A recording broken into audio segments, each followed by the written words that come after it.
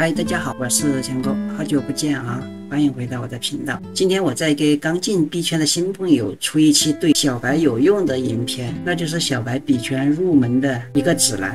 如果你是币圈大神，在这里可以飘过，就不浪费您宝贵的时间。如果你是刚进币圈的新手，那我建议你看完本期视频，对你一定有所帮助。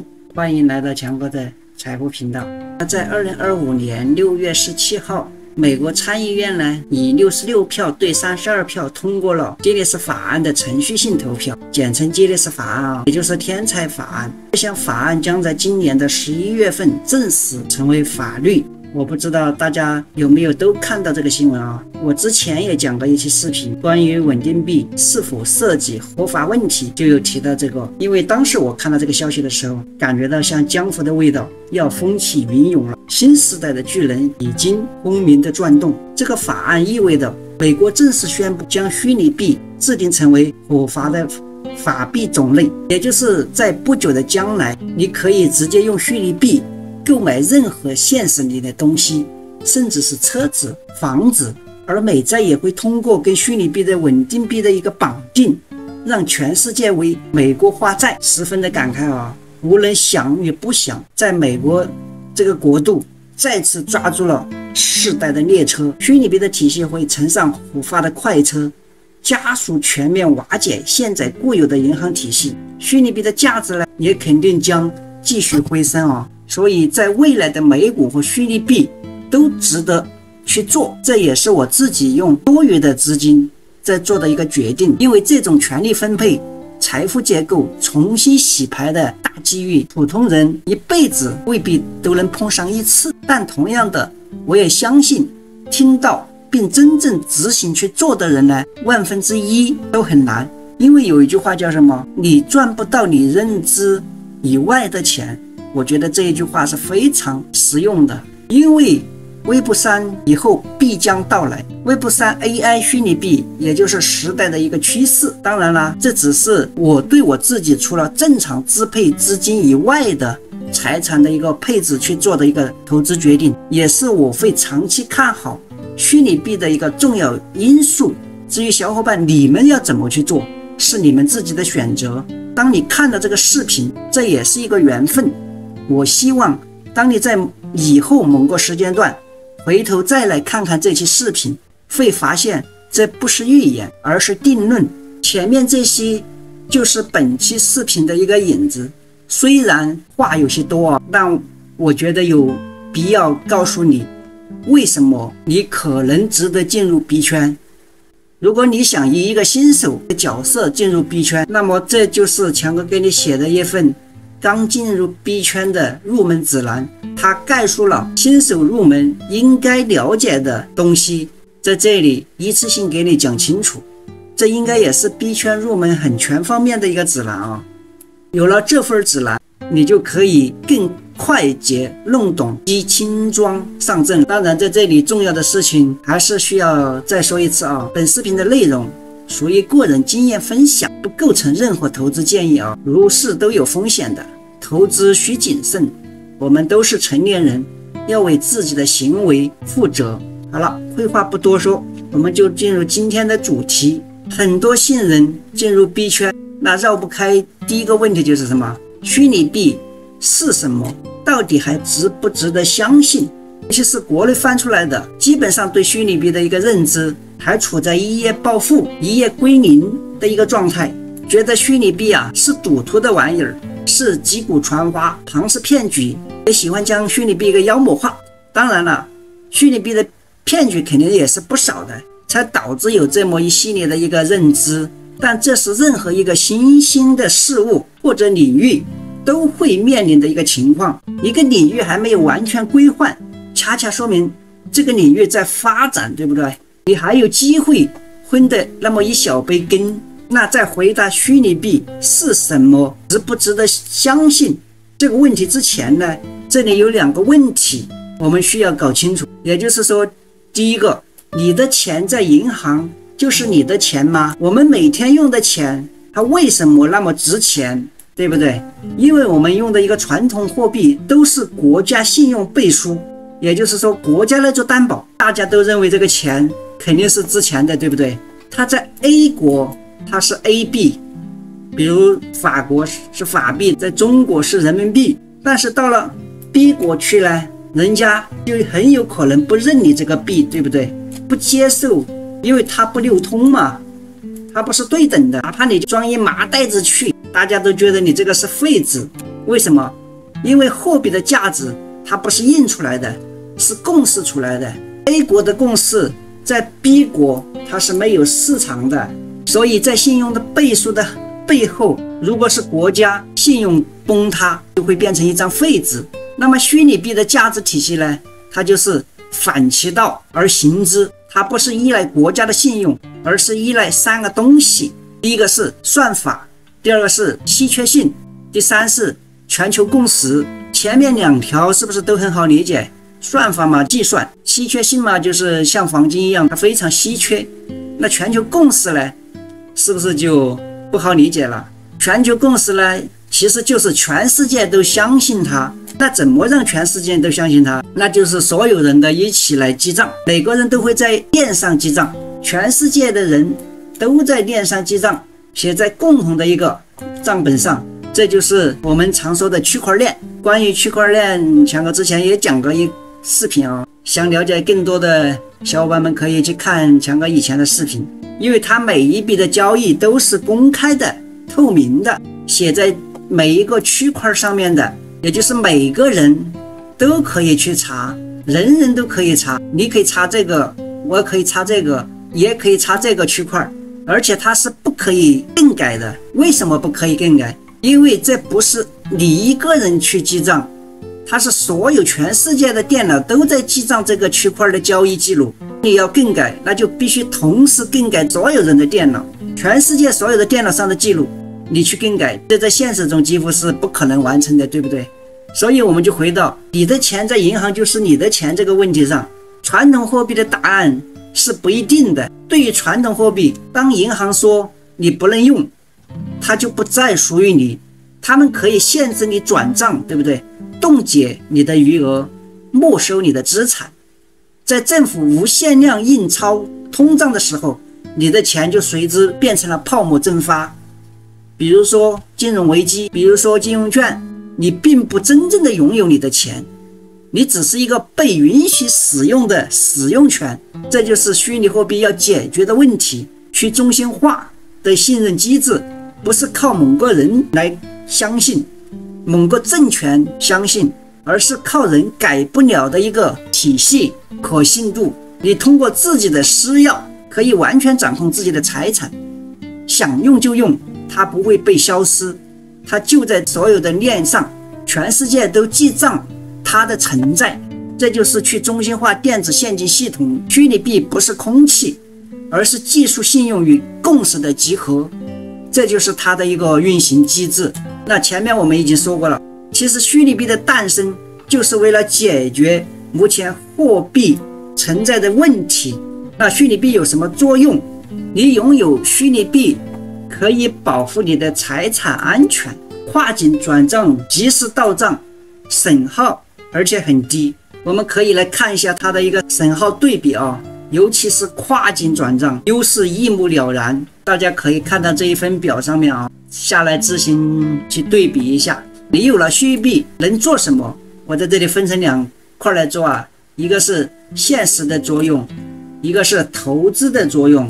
现实用途呢，刚刚说的一个跨境转账，代替传统的转账，几分钟就可以到账，手续费呢极低。二呢，它是可以保护你的资产，像 USDT 啊，它就是数字美元了，它不仅抗通胀，在一些比较动荡的国家，比如阿根廷啊、土耳其啊等等，可以保护你的资产不缩减、不蒸发。第3个就是支付自由，你不需要到银行的批准才能转账，链上交易自由，对吧？第4个是隐私保护，这个大家都知道啊。第5是数字身份 ，NFT 在链上登记的作品版权啊、域名资产啊、游戏道具啊，这些不受平台控制，让这些资产真正完全属于你自己。这个对于一些的艺术家来说非常重要的啊。那第二类呢，就是一个投资作用啊。第一个就是长期持有主流币，比如说比特币啊、以太坊啊、索拉拉呀。当然这里有新进币圈的小伙伴们可能听不懂啊，没关系，等会儿就会讲到币的种类啊。持有主流币呢，就可以用来抗通货膨胀、抗风险。第二个就是短期投资，可以炒币、做活跃，跟股票就没什么区别啊。基本上就刚进币圈的就不要去做这个东西。第三是被动收入，也就是我们说的可以理财、曾经借货协议啊、质押做 LP 啊，获得利息或者代币奖励。这个之前强哥也有讲视频啊，被动收入的一个投资，比如说我们把钱存到银行一样吃利息，这个上面也同样有啊，换成你的一个虚拟货币，比如说你有比特币，换成 USDT 直接做比特币也是没问题的。第四个就是打新，也就是一些新项目啊，看好它的潜力的新币，在它一开始就低价入手，你就坐等它升值了。第五个就是参与共同管理，也就是投票用项目代币啊，可以控制项目啊，决定走向啊。你可以理解成为微博3时代的数字股东啊。大概的这些方向呢，就是这些小伙伴们要更清楚的去了解，还要我们进一步的去学习啊。那接下来我们了解有哪些主流币吧。新手入门应该关注什么币，对吧？我们币圈讲了那么多，到底有些什么币，哪些币值得去投资，对不对？新手刚进币圈，面对几千种币的一个市场，很容易晕头转向的。其实啊，不要着急搞懂所有的币，你只需要掌握3种币，它们分别是比特币、以太坊和 USDT， 也就是泰达币。你可以把它们理解为数字黄金或者虚拟版的美金。比特币就是互联网世界的黄金啊，中本聪创造了它，一共只有2100万个。可能有人想问，说好的2100万枚，它会不会自己偷偷的增加？答案肯定是不会的啊。前面讲了虚拟币的运行机制，2100万比特币总数，它已经写死在一开始的规则里面，也就是这个圈圈里面是永远不变的2100万。如果你要去修改，想去多发一些比特币，在区块链这个共同的大账本上面，所有的人都有记账，也就是全世界的人都记得这有2100万，对不对？这个账本是全世界的人电脑上都记得有，谁想偷偷增发那是不可能的啊！这就是区块链透明性和不可篡改性。比特币它不依靠任何国家或银行，而且也满足稀缺性，它不生锈、不贬值，它不可以再增发。你可以把它理解为，过去人们买黄金保值，现在选择买比特币，那绝对是不错的一个决定啊！有的国家甚至已经把比特币列为法币流通。接下来呢，我们就再说一下以太坊，也就是ETH。如果说比特币是黄金，那以太坊就是币圈的操作系统。无数区块链上的产品，像是游戏、社交网络的金融系统，都是以太坊上的 APP。都是基于以太坊开发的链上的每一笔操作都要消耗 ETH， 就像开车我们要烧油，你可以把它理解为币圈的汽油。未来的微博3世界大概率会建立在以太坊极其兼容的链上，这也是为什么我们长期看好 ETH、USDT， 也叫泰达币，储备美元的稳定币，它的价值锚定美元，与美元基本是1:1。这个我前面也讲了很多次啊，这种，所以在这里再简单的重复一遍。为什么说它重要？因为币圈交易它不走人民币和美元，所有的定价都基于 USDT 上面。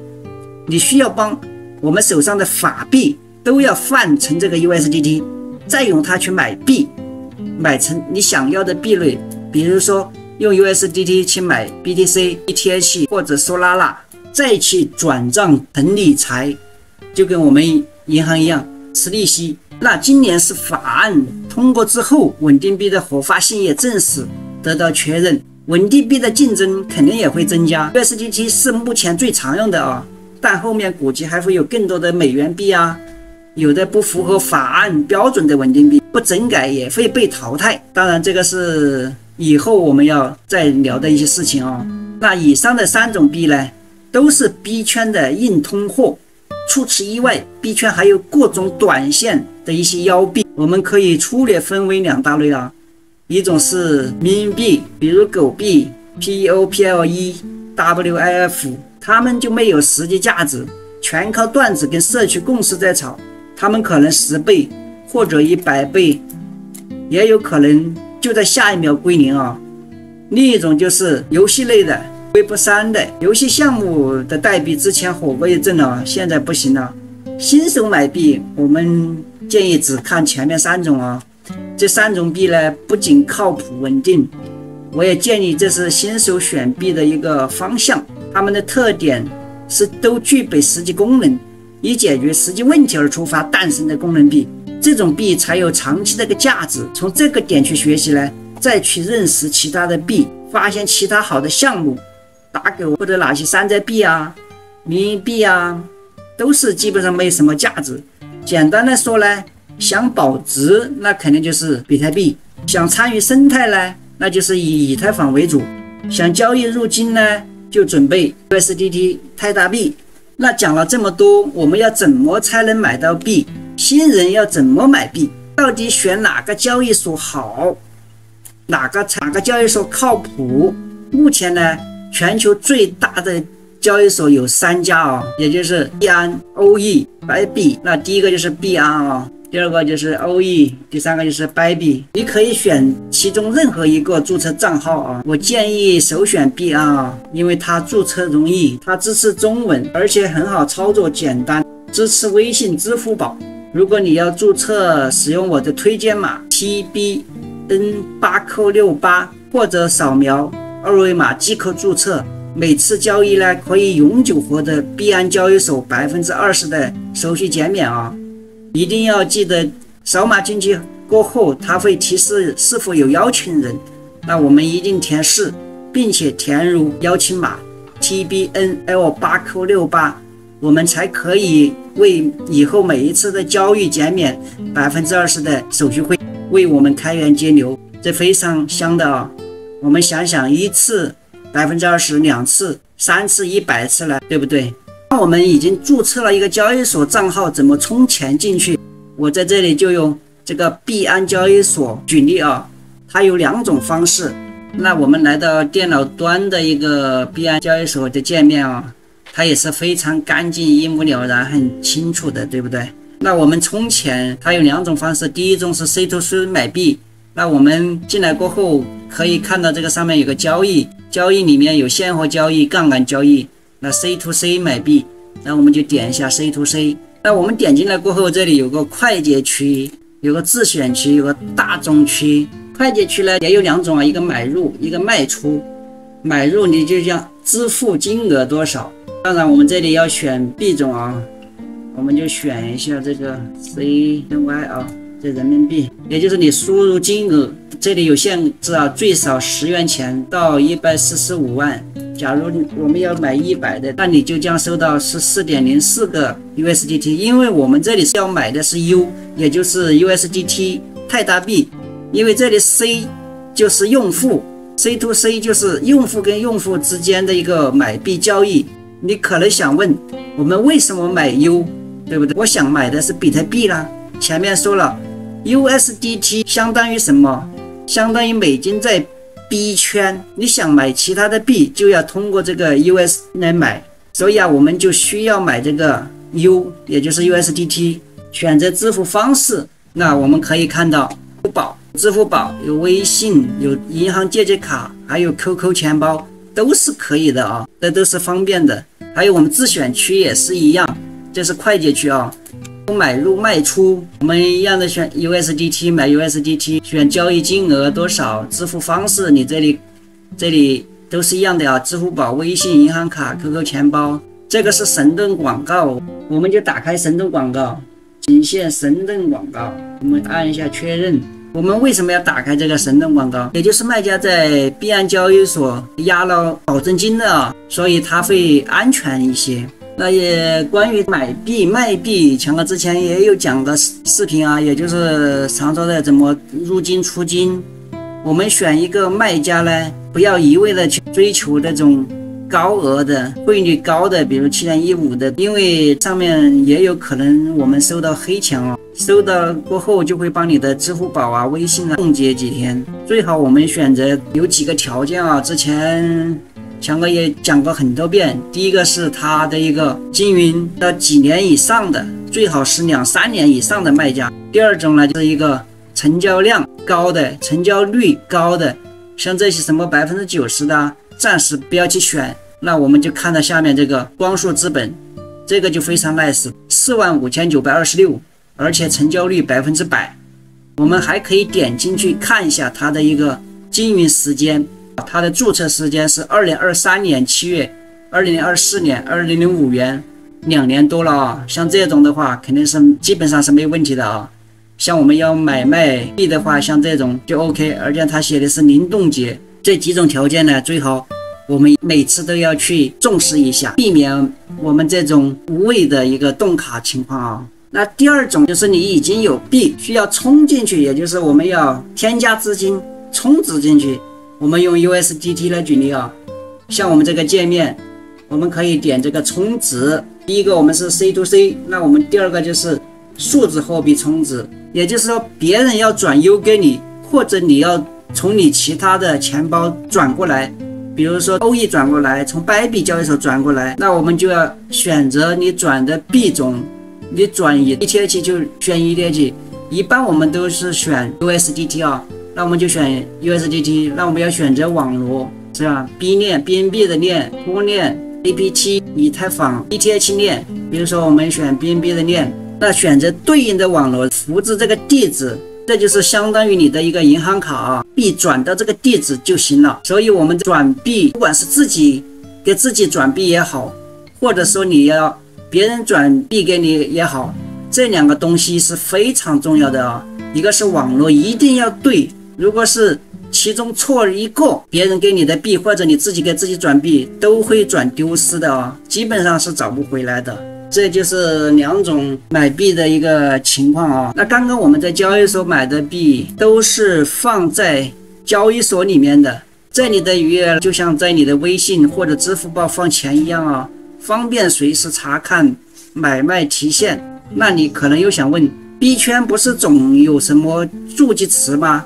放在这个交易所里的钱怎么没有个助记词？那说到助记词，我们就要说到钱包，因为有钱包我们才有助记词，也就是真正的私钥。你在交易所上的余额是你托管给交易所的资金，新手不用想得太复杂，前期资金小，也需要频繁的使用交易所，熟悉操作方便呢，也可以避免因为搞丢我们的一个助记词，导致自己的资产一个省事啊。因为钱包我们这里经常收到的小福利钱包啊、Trust 钱包啊，他们都是有12到24个的一个助记词，因为用助记词才可以导入不同的钱包。助记词就相当于我们资产的钥匙，非常重要啊，妥善保管。如果你拥有一个小福利钱包，助记词搞丢了，那基本上你钱包里面的币基本上就是涌成大海。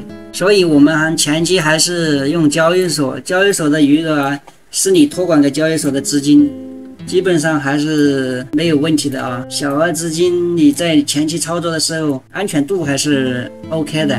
那币圈常说的撸空头、挖矿、搬砖都是些什么意思？币圈到底有哪些玩法，对不对？撸空头就是早期与发币项目方交付或者奖励币，也就是空头，在币价值上涨的时候，我们再卖出去的一个项目。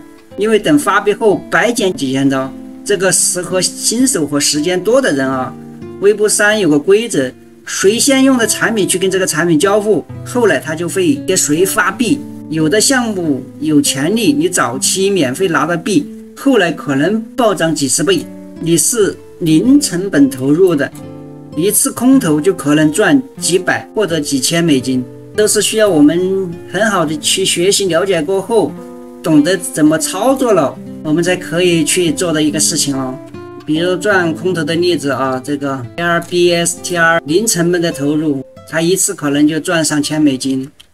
第二个搬砖套利呢，就是利用不同的交易所之间的币价差异低买高卖，也就是说你在 A 交易所低的时候，比如说拉了172，你去买进来，你在 B 交易所它有179或者176，你买过来在这里去卖，那就叫搬砖套利，赚差价。这种就适合消息灵通的人，有一些手上有一些资金的人。新手搬砖呢，就是手动搬砖啊，自己在盯 ABC 几个大的交易所盯盘，关注几大交易所里面同一个币值，他们之间有差价了，就手动的一个一个的去搬，也就是我们人说的一个人肉盯盘。进阶的玩法就是用套利软件或者脚本监控不同的平台价格，一旦出现价格差，就自动执行其买卖转账操作，这就是玩对冲套利啊，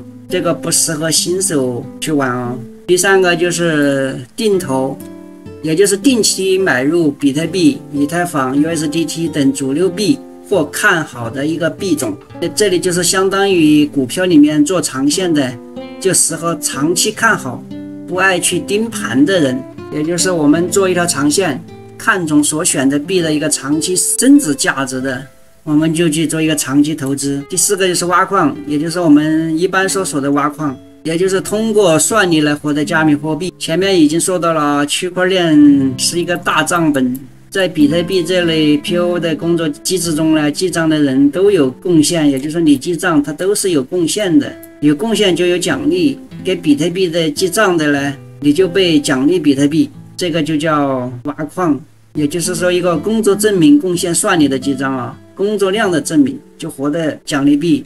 第五个就是跟单，复制高手策略，交易所直接跟单，这个我们在交易所里面都看得到啊，很多你去做一个活跃也好，现货也好，它会跳出一些交易员的一个交易很高的记录，你可以复制它的一个交易策略，直接跟单买多少币就可以了。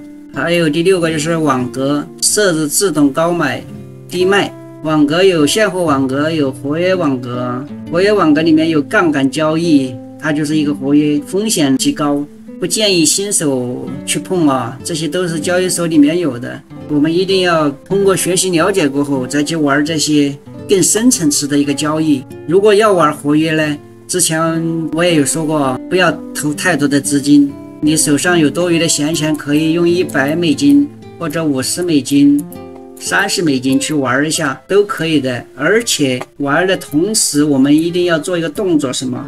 设置好止盈止损，这是一个重点，必须记牢。比如说我们买100美金的，你心里要承受亏多少止损，10%，对吧？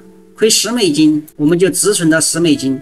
我盈利也一样的，你想用这100美金买到这个172，你是想让它上涨到10%的一个盈利，或者20、30，我们就设置好，就有10%的收益，它就会自动给你卖掉。所以止损也是一样的，到了10%，比如说168，已经到了10%，你已经亏了10美金了，它就会自动给你卖出。所以这个止盈止损一定每次交易作为一个习惯去操作。在币圈做活跃杠杆，如果不设置止盈止损，那基本上后面都是有多少输多少，不管你前面赢了多少次，你要去扛单，基本上后面都是会归零的，这个是必然的哦。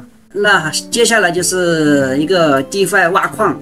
DeFi 挖矿也就是跟理财一样的，就是把币借给链上的资金池，就像我们做生意分你的收益和奖励币，也就是之前说的把你手上的 USDT 存入到交易所，比如币安，你存入的这个 USDT， 币安它会分发给那些做杠杆的人，他有100美金，他开了100倍的杠杆，那就相当于他跟交易所借了100乘100就是1万，他就借了9900 USDT， 币安是不是赚了？赚了过后，他就会分发的利润给你，他的收益就会给你。所以这个你就可以理解为虚拟币版的一个理财哦。你可以把你的币沉浸链上去中心化，质押池、收益池赚一些利息奖励，因为协议会按一定的规则奖励的一些币，每一种挖矿或者理财升息，它都有规则，30%的奖励，还是20%，还是15%的升息，它都有啊。这个我们可以注册交易所过后，在里面去多看多学习啊，因为这个就跟挖矿一样，所以大家也把这种行为叫做 DeFi 挖矿。尽管它跟传统的我们前面说的挖矿是不一样的啊。这个时候一些币不想让闲置的人介绍了这些玩法啊。那介绍了这么些玩法过后呢，你是一个新手入门玩之前呢，你要问自己3件事情。第一，你是时间多还是资金多？对不对？还是喜欢动手，还是喜欢去判断趋势？我能承受多少的一个亏损？这刚才我已经讲了，我们买$100，你心里面承受的每一单亏损是多少？5%还是10%？这个也是非常重要。比较建议的阶段性玩法呢，在入门前期，我们可以入空投、定投主流币。基本入门过后呢，尝试理财跟单，我们有一定的经验基础积累了，我们可以去玩一些 DeFi 挖矿、搬砖、私募。当然这个不是一朝一夕的，需要我们经过半年或者1年甚至更长的时间来对币圈的一些专业的知识学得更得心应手了，对所有的东西有一定的了解了，才来决定投不投资这个新领域的一个项目。到现在我们已经把虚拟币是什么、有什么用、怎么买币、你可以关注哪些币，包括币圈有哪些玩法、怎么玩都讲完了啊。也就是你基本上跨过了从0到1的第一步，已经进入币圈了。所以我们不要一口想吃个胖子啊。刚进币圈的学费肯定是少交不了的，包括强哥也交了很多学费。所以我们还有一个接下来就是要保存好一个心态，哪怕就是亏损了，我们的一个心态还是要放好，不要贪心，也要多留好奇心。这个圈子的变化非常大啊，但是信息跟机会也是很大的，我们要不贪不急，不断的去学习，你才会有收获。好了，以上就是今天给大家分享的全部内容啊，希望对你有所帮助。关注强哥，同时点个赞，按下小铃铛哦。你们的支持就是强哥做视频的最大动力。我们下期视频再见，感谢观看。